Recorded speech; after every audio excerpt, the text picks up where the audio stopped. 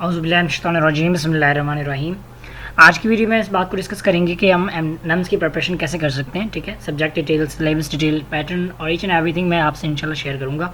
So watch the video till the end and must subscribe this YouTube channel, must share this video with your friends as well. So let's get started. First of all हमें देखना पड़ेगा कि जो paper क्या है और syllabus के हवाले से। तो ये जो लिंक यहाँ पे प्रोवाइडेड है that is of you can say that paper analysis, लेकिन उससे पहले हमें पहले सिलेबस का ओवरव्यू लेना पड़ेगा। ठीक है, इसके अलावा कुछ इंपॉर्टेंट चीज़ें हैं जो कि मैं आपसे शेयर करने लगा हूँ। So let me open the website.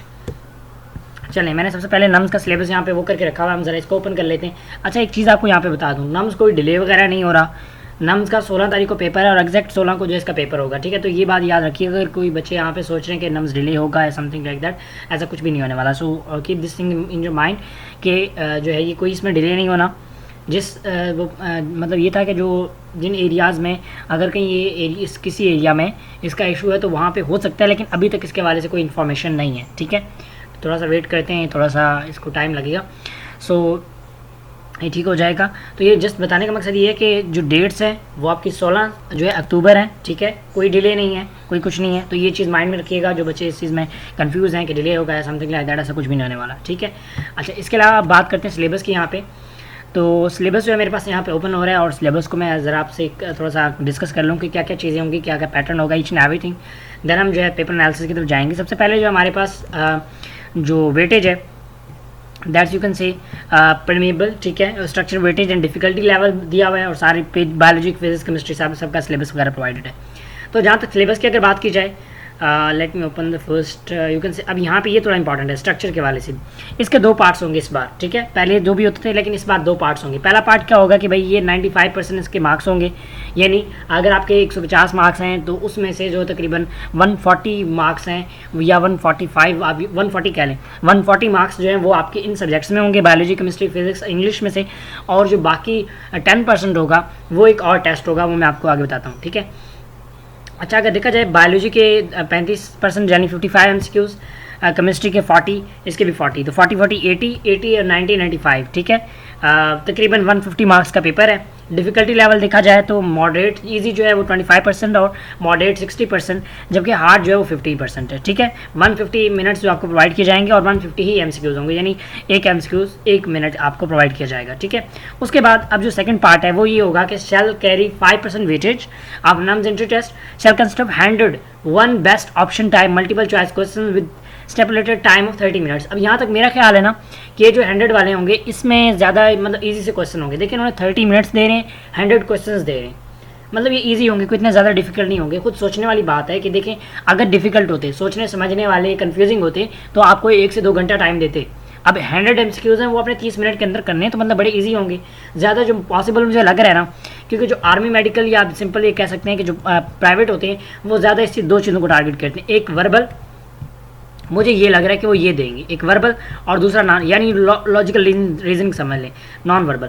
अब वर्बल और नॉन वर्बल में क्या फ़र्क है? तो वर्बल जो है वो नंबर सीरीज़ वाले, लेटर सीरीज़ वाले, उनको वर्बल कहते हैं। नॉन वर्बल डायग्राम्स वाले, कि भाई ये डायग्राम है, इसका जो दूसरा बी ऑप्शन है वो मिसिंग है, तो ये वाला पूरा करो। तो ये बड़े आसान से होते हैं, जल्दी ईजिली हो जाते हैं। ठीक है, तो इसके आपको 100 एमसीक्यूज़ मिलेंगे, 30 मिनट्स इसके लिए आपको टाइम मिलेगा। तो ये मतलब बहुत कम टाइम है, लेकिन 100 एमसीक्यूज़ आपको इसके भी करने हैं। ठीक है, तो इनके मार्क्स भी तकरीबन बहुत कम होंगे। अब देखें, अगर उधर से मार्क्स जो है वो पूरे हो रहे हैं तो अब हो सकता है कि 50 मार्क्स का रख दें, मतलब आपके टोटल मार्क्स 200 रखें, लेकिन इसके बारे में उन्होंने कुछ बताया नहीं है।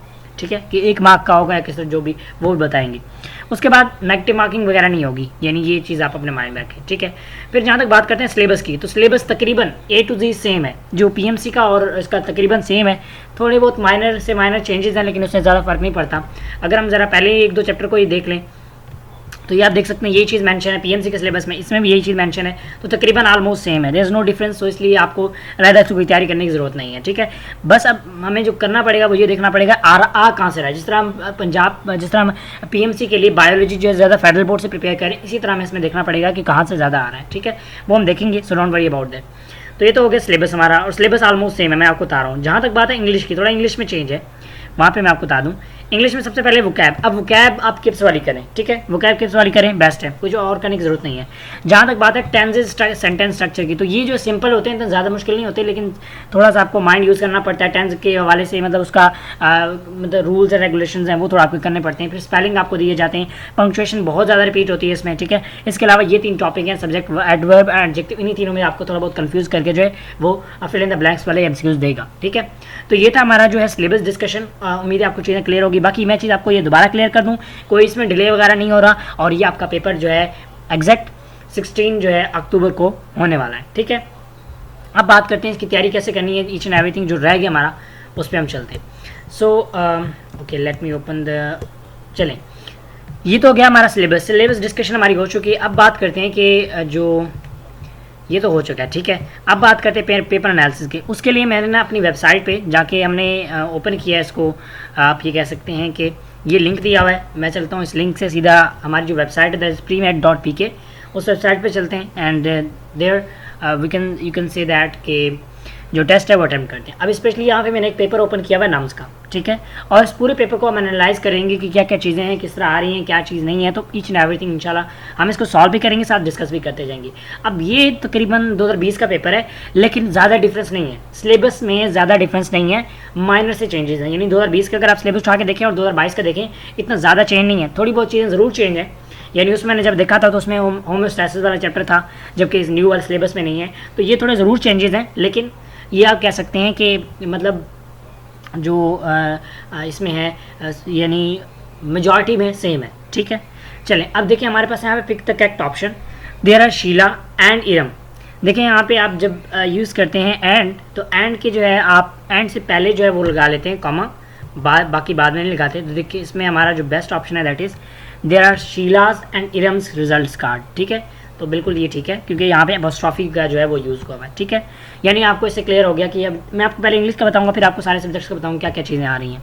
फिर देखिए पिक द करेक्ट ऑप्शन, ये भी हमारे पास पंक्चुएशन के हवाले से, यानी वो जो है अपॉस्ट्रॉफी वगैरह वो भी इसी में आ जाते हैं। 7 student result are still awaited, ठीक है, 7 स्टूडेंट्स, तो स्टूडेंट सिंपल स्टूडेंट्स होगा, results are awaited, so the option best option that is 7 students, ठीक है। यानी स्टूडेंट्स, अब इस एस के बाद comma, it means like they are, ये जो कुछ ऐसे होते हैं ना कि देखें स्टूडेंट के रिजल्ट। अब यहाँ पे ये रूल मैं ज़रा आपको समझा दूँ कि ये जो लिखा हुआ है ना, देखिए कुछ होते हैं हमारे पास प्लूरल लाइक स्टूडेंट्स, अब एक प्लूरल है, जब आप इसको अपॉस्ट्रॉफी बनाते हैं तो उसका डबल एस नहीं लगाते, बल्कि एक अपॉस्ट्रॉफी का साइन लगा के इसका एस स्किप कर देते हैं। तो ये एक रूल है, याद रखिएगा, ठीक है। इसका मतलब अपॉस्ट्रॉफी ही है, लेकिन हम दूसरा एस नहीं लगाते, वो फिर हो जाएगा स्टूडेंट्स, ऐसा मतलब ऐसे ही जो है उसकी साउंड हो जाएगी। The next one that is कि which punctuation mark should be used, आप देख सकते हैं कि पंक्चुएशन का जो है ज़्यादा रिपीट हो रहे हैं। उसके बाद देखा जाए तो 15 मिनट्स ये सब्जेक्ट और वर्ब एग्रीमेंट्स, जिसमें स्पेशली वर्ब का जो है वो यूज़ है यहाँ पे, ठीक है, हेल्पिंग वर्ब का, क्योंकि वर्ब का टॉपिक वहाँ पे भी था। उसके बाद अभी अगर आप इनको करना चाहते हैं तो हमारी वेबसाइट पे आप इसको कर सकते हैं, आपको यहाँ पे इसके नम्स के 8 पेपर मिल जाएंगे, ठीक है।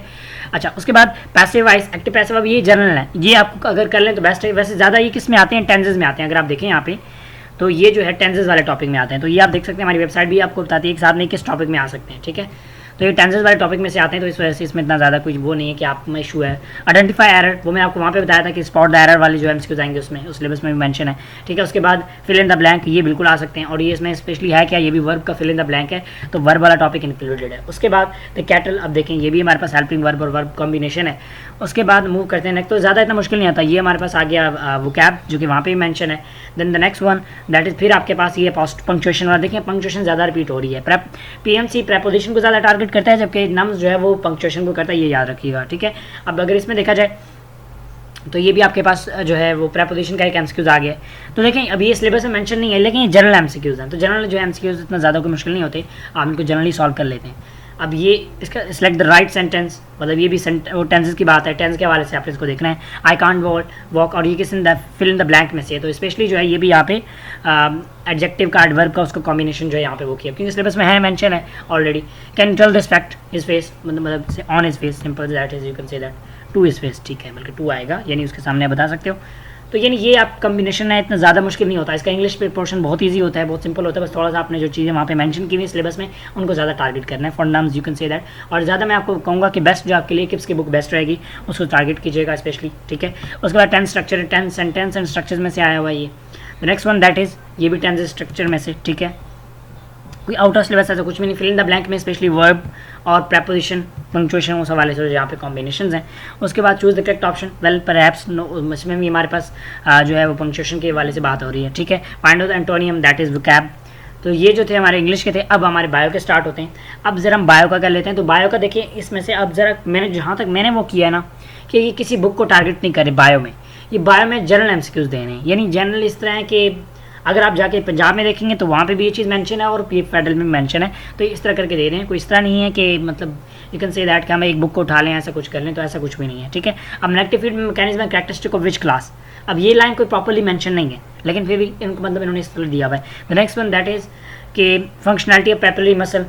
अब ये भी मतलब आप कह सकते हैं कि कोई इतना खास मेंशन नहीं है, जनरल एमसीक्यूज है। The next one that is choose the correct pathway for the flow of blood, ये भी जनरल एमसीक्यूज है, ठीक है। उसके बाद intrinsic factor is secreted by, अब ये जो है चीज़ फेडरल बोर्ड में भी है जो कि पंजाब बोर्ड में मेंशन है डाइजेशन वाले चैप्टर में। उसके बाद gases exchange plant take place through, मतलब जनरल एमसीक्यूज, और ये पास पेपर से रिपीट हो रहे हैं यहाँ तक जो ये मैंने देखे। Translocation of organic solutes plant take place through, ये भी जनरल है, ठीक है। ज़रूर किसी ना किसी बुक में हो सकता है, बुक लाइन हो, लेकिन स्पेशली जो जनरल एमसीक्यूज आपको दे रहा है। यानी ये मैं नहीं कह सकता आपको कि आप बायोलॉजी की फेडरल बोर्ड की उठा लें और आपका हो जाएगा, ऐसा नहीं है, ठीक है।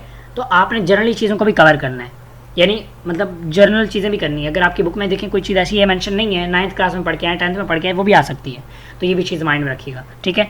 The only vein in the blood मन कर ये सिंपल जनरल एमसीक्यूज है कि पल्मोनरी वेन है। The cell which play a very important role in developing immunity, मतलब ये इम्यूनिटी में से ये भी देखिए इतने जनरल एमसीक्यूज इतने ज़्यादा मुश्किल नहीं होते। बच्चे देखे मैं लास्ट टाइम का आपको बताता हूँ, एक बच्चे के जिसके 210 में से 134 मार्क्स थे इसमें पीएमसी में, जब जाकर उसने नम्स का देखा उसको 147 आया आउट ऑफ 150। तो मतलब आसान होता तभी इतने नंबर आ रहे हैं, अदरवाइज अगर वो बच्चा उसकी तैयारी इतनी वीक थी तो उसमें भी इसके कम आते, ठीक है। हाँ थोड़े पीएमसी के ब्लंडर्स वगैरह भी हम वो भी कह सकते हैं। Which is the following blood vessels have the highest pressure of blood, तो ये भी सिंपल हमारे पास एक जनरल एमसीक्यूज है। Autoimmune disease act as the principle of, ये थोड़ा सा अंडरस्टैंडिंग बेस है, ठीक है। The next one urine leaves the kidney through a duct called, देखिए जनरल एमसीक्यूज है, कोई इतना ज़्यादा वो नहीं है, तो आई थिंक सो कि हमें जो इसको थोड़ा स्किप करके 40 एमसीक्यूज पे चला जाना है, थोड़ा स्किप करके वो कर दें ताकि हमें पता है। The multinucleated mass of bone breaking cells is called as, ये भी सिंपल है, ठीक है, जनरल है। तो ये नहीं बायो का जहाँ तक मैंने अखज़ किया ना, मैंने एनालिसिस किया वो ये कि जनरल आ रहा है आपको, तो स्पेशली इसमें ये है अगर आप फेडरल बोर्ड कर लेते हैं ठीक है कवर हो जाएगा, इजीली कवर हो जाएगा। अब इसके बेस्ट सोल्यूशन आपको बताता हूँ, आप सिर्फ फेडरल बोर्ड से बुक तैयार करें, आके इस वेबसाइट पे जो है इसके नम्स के पेपर अटैम्प्ट करें, पास पेपर्स। अगर आप देखें कि आपकी 98% तक एक्यूरेसी आ रही है फिर तो बेस्ट है। अगर आप समझते हैं कि बीच में कुछ चीज़ें स्किप हो रही हैं जो कि पंजाब से अगर कवर की जा सकती हैं तो फिर आपको पंजाब पढ़नी पड़ेगी, जहाँ तक मेरा ख्याल है ज़रूरत नहीं पड़ेगी। हाँ अगर आपके मिस्टेक्स होंगी, गलत होंगी, तो एक चीज़ होंगी, वही क्या कि जो जनरल होंगे ना, जनरल एमसीक्यूज वो आपके गलत हो सकते हैं और वो किसी बुक में नहीं होते, वो आपको जनरली प्रिपेयर करने पड़ते हैं, याद करने पड़ते हैं, ठीक है। और वो आप कैसे करते हैं कि पास पेपर्स आप स्पेशली करके ना तभी आप अच्छे से कर सकते हैं। Chief material present the cell wall of plant fungal and prokaryotic cells is, तो ये भी एक जनरल एमसीक्यूज है सेल स्ट्रक्चर एंड फंक्शन में से, ठीक है। ओके उसके बाद ये हमारे पास था MCQs number 41। So MCQs number 50 पे चलते हैं, देन उसको देखते हैं। ये MCQ second most abundant bio element in the body, that is you can say that oxygen, then I think that is oxygen, no that is carbon, okay. तो ये देखें जनरल एमसीक्यूज था, तो इतना ज़्यादा इसमें वो कोई नहीं है। उसके बाद चलते हैं हम 80 पे, क्योंकि अब हमने बायो को देखना है, बायो को तकरीबन हमें आइडिया हो गया। अब हमारे पास रह गया you can say that chemistry और बाकी सब्जेक्ट्स का देखते हैं। तो ये भी अभी बायो ही चल रहा है 100। चलें बायोलॉजी का फिर ये अभी देखें होम्योस्टैसिस वाला टॉपिक यहाँ पे है, लेकिन ये हमारे उसमें नहीं था, तो ये भाई यानी थोड़ा सा 1-2 एमसीक्यूज आपको ऐसे में 1-2 नहीं 3 से 4 एमसीक्यूज मिल सकते हैं जो कि आउट ऑफ सिलेबस हो, ठीक है। उसके बाद करते हैं केमिस्ट्री की बात करते हैं। तो केमिस्ट्री में भी चीज़ें जनरल हैं, यानी मैंने आपको क्या बताया कि जो बच्चा 137 ले रहा है, 134 ले रहा है सॉरी उसमें पीएमसी में, वो जाके 147 ले रहा है 51-50 में से, तो पेपर आसान ही है। तो इसलिए ये है कि इसमें ज़्यादा कोई वो नहीं है, बस मैं आपको कहूँगा जो बेस्ट वे है ना वो आएँ वेबसाइट पे आके एमसीक्यूज प्रैक्टिस करें, आपको आइडिया हो जाएगा कि कितना आसान है, ठीक है, कितनी अंडरस्टैंडिंग ईजी। अब ये इतना आसान से क्वेश्चन हैं, इसमें अगर हम चलें 150 पे, ठीक है, तो 1 mole of any substance contain particles, मतलब इतना सिंपल सा सब क्वेश्चन है कि ये किस बच्चे को नहीं आता। स्टोकियोमेट्री 6.0 to 10⁻23 सिंपल सा। तो मतलब देखें इतना आसान से क्वेश्चन हैं, यानी ये है कि मेरा जो मैंने एनालिसिस किया और यही है कि इतना ज़्यादा मुश्किल नहीं है, बस थोड़ा सा हमें अपने मतलब मेंटालिटी को ठीक करना पड़ेगा, ठीक है। 2 पॉजिटिव पॉइंट चार्ज है place 2 metre apart, the electric potential mid point due to this charges will be, ठीक है। तो अगर दोनों का वो सेम है सो वी कैन से कि इलेक्ट्रिक पोटेंशियल और मिड पॉइंट दोनों एक दूसरे को कैंसिल आउट कर देंगे, ओके एडेड हो जाएगा, एडेड टू डबल, चलें ठीक है। बल्कि चार्ज ऑपोजिट हैं, चार्जेस अपोजिट है, तो so that's why we can say added to double, ठीक है बिल्कुल। 2 पॉजिटिव चार्जेस, ठीक है, यहाँ पे मैंने गौर नहीं किया, तो पॉजिटिव चार्जेस हैं वो एक दूसरे में ऐड हो जाएंगे। अगर नेगेटिव चार्ज एक पॉजिटिव एक नेगेटिव हो तो वो दूसरे को रिपेल कर देंगे, यानी कैंसिल आउट ईच कर देंगे, ठीक है। तो यहाँ हम देख सकते हैं दोनों पॉजिटिव है, तो ये ठीक है, इतना ज़्यादा मुश्किल नहीं है। बस थोड़ा सा आप अगर आपने पीएमसी की अच्छी तैयारी की हुई है ना, तो आप ये समझ लें कि आपकी तैयारी बेस्ट है। उसके बाद 180 पे चलते हैं। अब आपको ये दिखाता हूँ, मतलब मैंने तकरीबन इस पेपर को 3 से 4 दफ़ा देखा, सिर्फ इस पेपर को नहीं देखा, बाकी पेपर्स को देखा। तो जहाँ तक मेरा आइडिया हुआ है वो यही है कि भाई आसान है, कोई इतना ज़्यादा मुश्किल नहीं है, ठीक है। तो बाकी यही है कि आप इसको आके अटैम्प्ट करें, आप इसको जब करेंगे तो आपको आइडिया हो जाएगा, तो यानी क्लियर हो जाएगा। तो इस वजह से ये है कि बेस्ट है, आसान है, इजी है और आप इसको इजीली टैकल कर सकते हैं, ठीक है। तो थोड़ा सा नेट वगैरह का इशू, हम ज़रा अगले क्वेश्चन पे चलते हैं। चले मैं ज़रा इसको दोबारा स्किप कर लेता हूँ, 200 पे चलते हैं।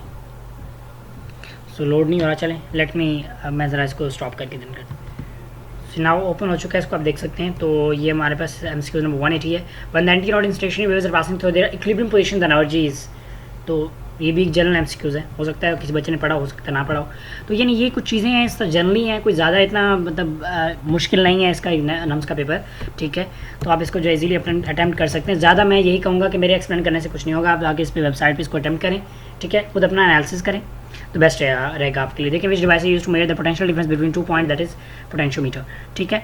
तो ये आप देख सकते हैं इतना आसान। मतलब अब इसमें ये है कि यहाँ पे आप हमारी वेबसाइट पे आएंगे तो यहाँ पे एयरली में आने के बाद लेट मी ओपन दैट, थोड़ा सा इसको टाइम लगेगा ओपन होने के बाद, चलें। सो इसमें जब आप आएंगे यहाँ पे नम्स, और यहाँ पे आपको 8 पेपर्स नम्स के मिल जाते हैं। अब जिसमें बेस्ट है ना वो ये है कि देखें फॉर एग्जांपल मुझे ना 2020 का नम्स का पेपर वो करना है। अब अगर मैं इसको प्रैक्टिस करना चाहूँ तो वो भी मैं कर सकता हूँ। इसके अलावा मैं टाइम टेस्ट मोड पे भी इसको कर सकता हूँ। देखिए मैं यहाँ पर टाइम टेस्ट मोड किया, थोड़ा लोड होगा, और जिसको ऑलरेडी अटैम्प्ट है तो इसको दोबारा मैं अटैम्प्ट करने जा रहा हूँ, तो मैं इसको अटैम्प्ट अगेन करता हूँ क्योंकि मैंने इसको पहले भी एक दफ़ा किया हुआ है। आप जितनी दफ़ा करना चाहें कर सकते हैं। अब देखिए यहाँ पे टाइमर भी चल रहा है, मुझे 2 घंटा 30 मिनट का टाइम भी दिया हुआ है, ठीक है। साथ में पास का बटन भी है। मैं फॉर एग्जाम्पल पानी पीने वगैरह इधर उधर चला जाता हूँ तो मैं इसको पास कर दूँगा तो ये पास हो जाएगा, इससे रुक जाएगा, टाइमर भी सबको रुक जाएगा। फिर जब फिनिश हो जाएगा यहाँ से फिनिश कर दूँगा। फॉर एग्जाम्पल मैंने ये लगाया, ठीक है, नेक्स्ट किया, तो इस तरह करके यानी पूरा एक PMC की तरह आप अपना टाइम वगैरह सारा भी आप मैनेजमेंट, क्योंकि ज़्यादा बच्चों का 90% तो नहीं 50% बच्चों का टाइम मैनेजमेंट का इशू होता है। उनके हर दफ़ा कोई ना कोई MCQ रह जाता है। एक MCQ भी रह जाना वो बड़ा नुकसान होता है। देखें आप लगा दें, गलत हो ठीक हो उसका इतना दुख नहीं होता, लेकिन अगर आप MCQ रह जाए उसका सबसे बड़ा दुख होता है। और वो क्यों रह जाता है? टाइम मैनेजमेंट की वजह से। जब टाइम मैनेज नहीं हो पाता फिर जल्दी में लगाते हैं, चीज़ें उल्टी सीधी कर देते हैं। जो MCQ सही भी आता है ना उसका जब जल्दी में लगाते हैं तो गलत कर जाते हैं। तो उसके लिए बेस्ट सोल्यूशन यही है कि आप जाके इस तरह की वेबसाइट्स पर प्रैक्टिस करें टाइमर के साथ। जब आप प्रैक्टिस करेंगे तो फिर आपको आइडिया होगा और आप जो है अपना वो बेस्ट दे सकते हैं एग्जाम में, ठीक है। तो ये कुछ चीज़ें उम्मीद करता हूँ आपको क्लियर हो गई होंगी। क्वेश्चन वगैरह हो तो आप मुझसे पूछ सकते हैं। और इस वेबसाइट को ज्वाइन कैसे करना है इसके लिए मैं ऑलरेडी कल एक वीडियो अपलोड कर चुका हूँ, ठीक है। और जो बच्चे मैंने कल बताना भूल गया था, और जो बच्चे फॉर एग्जाम्पल वो नहीं कर सकते पे वगैरह, तो वो यहाँ से आके जो है स्कॉलरशिप फॉर्म को फिल करें। अगर वो डिजर्विंग हुए, हमारी टीम को अगर लगा डिजर्विंग हुए तो उनको जो है वो स्कॉलरशिप मिल जाएगी, ठीक है। हमारी वेबसाइट पे तकरीबन 40% तक, तकरीबन 40% तक जो बच्चे हैं वो स्कॉलरशिप पे हैं। 60% बच्चों ने पे किया हुआ है, ठीक है। और पेमेंट फ़ी कितनी है? That's only 800 rupees. उसमें आपको ये सब कुछ मिल जाता है, नम्स के पास पेपर, बाकी जितना भी तकरीबन 21,000 MCQs हैं उन सब का एक्सेस आपको इसमें मिलता है, ठीक है। तो ये सारी जो है आप जब पे करेंगे तो आप इसमें PMC के सारे पेपर्स, नम्स के सारे पेपर, NTS वगैरह के जिसके भी आपको करने आप इजीली अटेंड कर सकते हैं, ठीक है। तो ये चीज़ थी, उम्मीद करता हूँ वो क्लियर हो गया होगा। So thank you so much for watching the video. Till the next video, take care, अल्लाह हाफिज़।